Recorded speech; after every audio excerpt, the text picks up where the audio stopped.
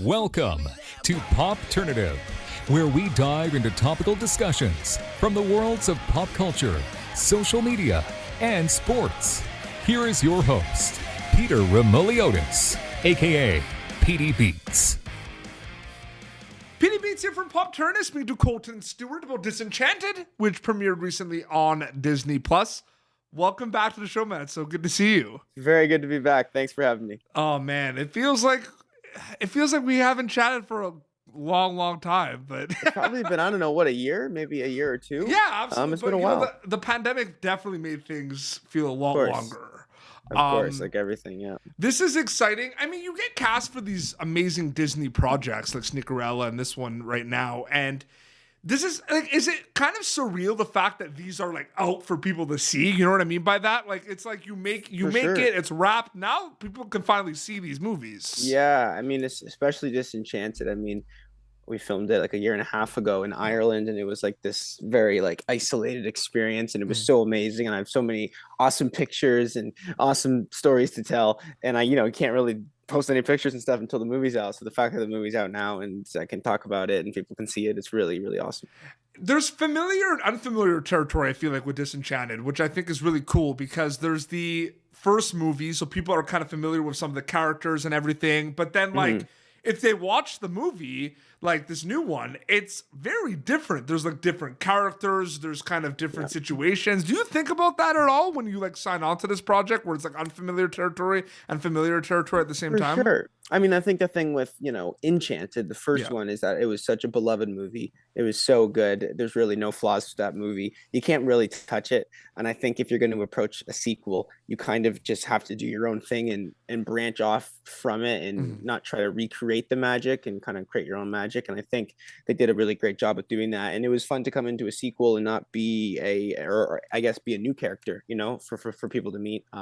So I had a blast. And I mean, I loved Enchanted growing up, so the fact that I got to be part of the sequel was really cool. And at the end of the day, it's not Enchanted 2, right? It's Disenchanted. That's right.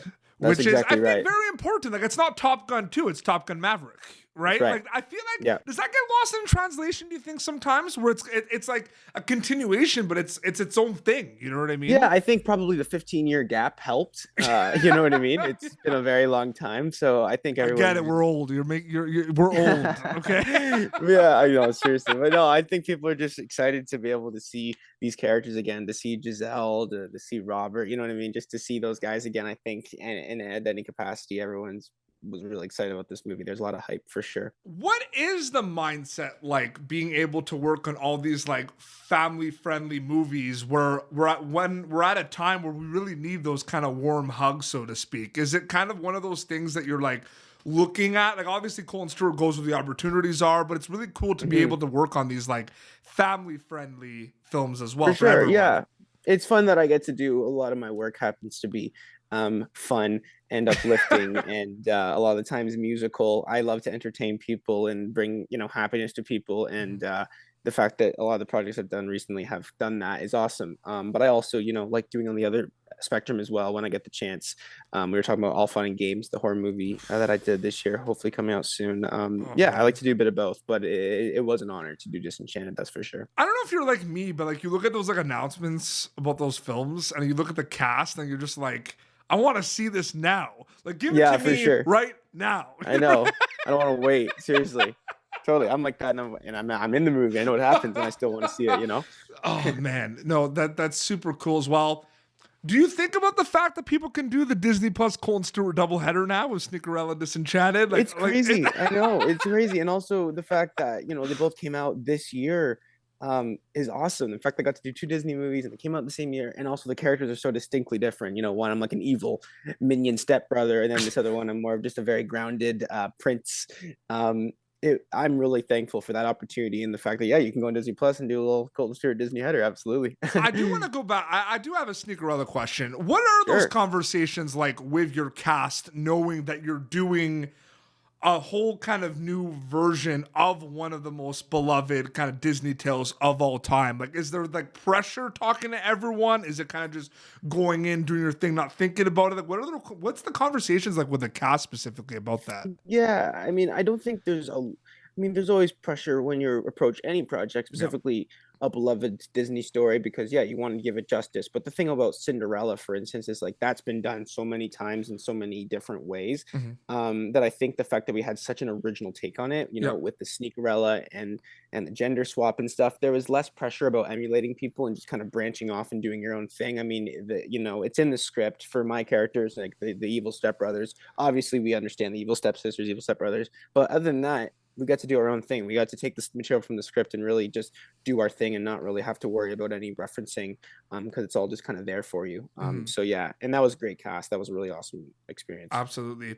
I do want to bring up a past project just because it has to do with my next question. I mean, Sure. you know, Lock and Key on Netflix had a lot of genre bending. What is your favorite thing about working in projects that you're able to kind of be in a project that has like the horror moments, the funny moments, the dramatic moments? Like, I feel like I that's kind think of a dream come true for an actor as well.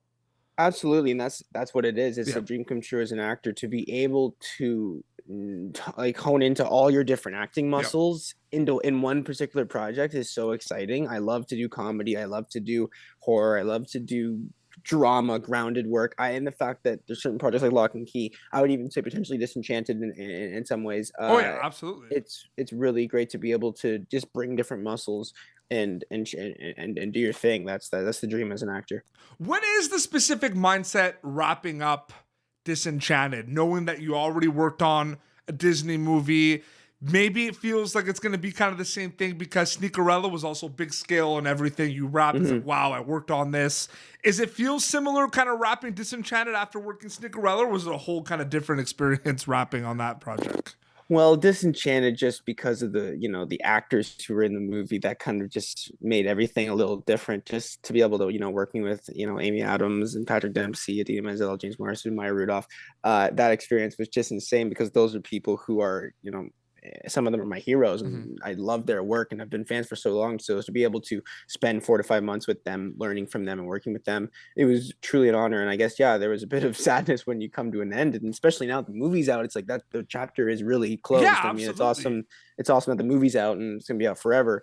But that experience is kind of done. The movie's out, and it's like, okay, on to the next thing. And that can always happen as an actor for every project. When you finish a project, it's always like a closing a book that's like, I wish I could read it a bit more, you know? Are you getting used to the fact that when a project's out, it's literally out of your hands and it's in the world's hands? Are you starting to get used to that? I don't think, maybe you might not ever get used to that, right? It's a pretty Yeah, crazy feeling. it's always weird as a TV film actor.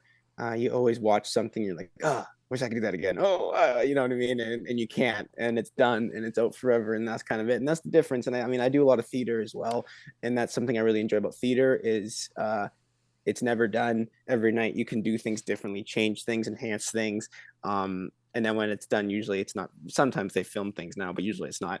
You know what I mean? So it's less of a feeling of, I guess, wanting to keep doing it again. But yeah, you know, I guess I get used to it after every project.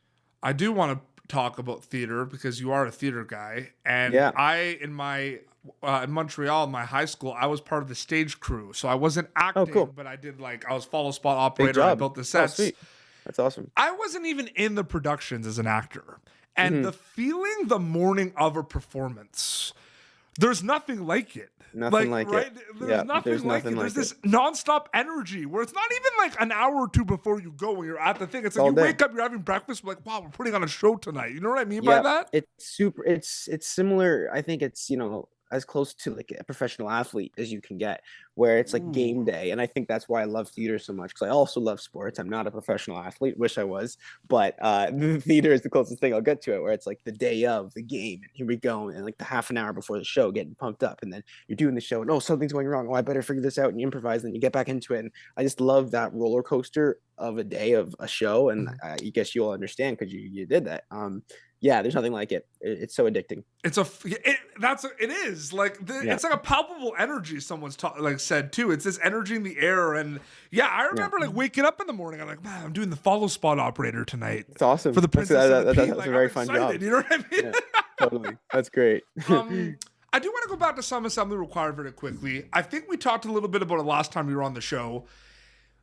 You were, young when you worked on that show. It was one of your first kind of like bigger scale projects that you worked Yeah, on, right? yeah. Is the mindset yeah, I'm working, let's go? Or is the mindset stepping stone? I'm getting my feet wet.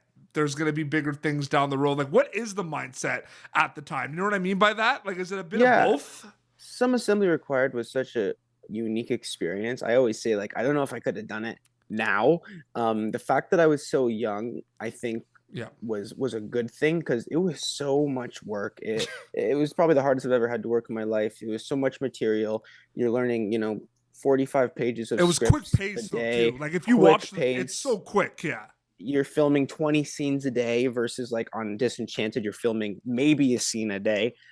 So much dialogue to learn. It was just an insane thing. So no, I wasn't thinking really about the next thing. It was such an immersive project, and the fact that we did it for as long as we did for 8 Yeah. months out of the year, it was a Mhm. very just like head down experience. But I think it really prepped me for everything I did after Yeah, some because assembly. the reason I asked that question, Colton, is because I've interviewed people that were on YTV, on Nickelodeon, on Yeah, Disney Channel, and you get that person sometimes where like you have the people that were like, no, I was 12, but I was working, I was right. there to work, right? But you Yeah, get those people that are like, I saw it as like an opportunity to like learn as much as I could for other absolutely. projects when I'm older, right? So I Yeah, always like asking that because I find it I guess I interesting. wasn't I wasn't thinking about, oh, I'm learning this now, it's going to help me in the Yeah. future, but it did for sure. I learned so much from that show. I learned so much about camera work and about directing. And because we're with the same crew members for so long, you get comfortable enough to actually go to the camera guy and be like, hey, like, how does this work? How does this work? On certain shows when you're coming in for a couple of days, you don't know, you're not going to just talk to the camera guy like that. And the directors. And I learned so many different mediums of film Mhm. doing some assembly. I'm forever grateful for that experience. Can we give a multi shout out to the crews? The crews of Disenchanted, the crews of Sneakerella, the crews something like something required. Could we like Mm-hmm. the crew? There's no project without the crew. No, that's why you watch the ending credits of any movie, and it's the longest thing ever. But it's true, like that's how much people it takes to make to I make just something. It's truly watched remarkable. A Christmas Story Christmas on HBO Yeah, Max, like the new one where they got the cast from the Christmas Story. yeah, yeah. The I did what you just said because there were some cool like behind the scenes photos in the credits, Yep. right? A lot of people in the credits, like so. It's crazy. It's crazy, and everyone has a purpose, and they're so necessary for the project. It's truly, it takes a village to make any project. You also do the music thing as well. Do you think that when you like, did you always know you wanted to do both? And kind of B side to that question, do you really think they complement each other? The fact that you're able to do music and you're able to do acting as well, or do you kind of treat them as two kind of separate storytelling entities? I think they very much complement each other in a lot of ways. I mean, especially in the work I do in film, a lot of times you have to sing and do music, and it's extremely helpful. Actually, in Disenchanted, unfortunately, I actually had a song, I had a duet with Morgan, and unfortunately, it got cut just because the movie was so long, and things like that Mhm. happen. But the song actually is out on the Disney soundtrack for Disenchanted, so people can listen to it there. That's But awesome. yeah, Yeah. so that particular is a great example of, I think, you know, I got that movie for I guess many reasons, but probably one of them was that I could sing and do that job at hand. And yeah, that happens all the time with a lot of the projects I do. And also, it's my favorite thing to do is to do singing and acting. And when they both come together, it's the best thing for me. Absolutely. I will say, perfect fit in Sneakerella. That's a bop. That is, dude. Yeah, I'm not gonna that's a lie. bop. I listen to it all the time. Such a Like good dude. Same. It's a great song. Spotify Rap is gonna come out like your Absolutely, best song. it's It's gonna be gonna be perfect up there. fit. No, I love that song. I remember we had a table read for Sneakerella, and they played all the demos for the songs, and Man, I heard that song, and I was like, "This song's crazy." it's so Yeah, good. I love that I'm song. not It's a kidding you. great I song. listen. I'm Yeah, gonna when my Spotify Rap comes out, Colton. I'm gonna send screenshot. it to It's me. got to be in It's there. gonna be It's gonna be in in your there. top five. That's hilarious. No, it's such a good song. They killed it with that song. It's great. So good. You got a two-headed monster when you work on a musical movie, right? Like, because you have like the movie, but then you have like the soundtrack. Like, it's pretty Yeah, cool, right? That people can yeah. like There's so tackle much. both, Yeah, right? it's so much stuff, and even like this song, something different this year, which was the song in Disenchanted. Yep. I'm getting so many messages about it, which is so cool that even though it's not in the movie, people are still listening to it. And yeah, I'm really grateful for that, and Mhm. that there's so many mediums for people to kind of check out. Perfect fit. Great song. Oh, Frank, so good. Yeah, I know. It's because I remember like watching that movie like the week it came out because I was really into it and everything. And I love the songs in that, man. Even the song you do in that song as well.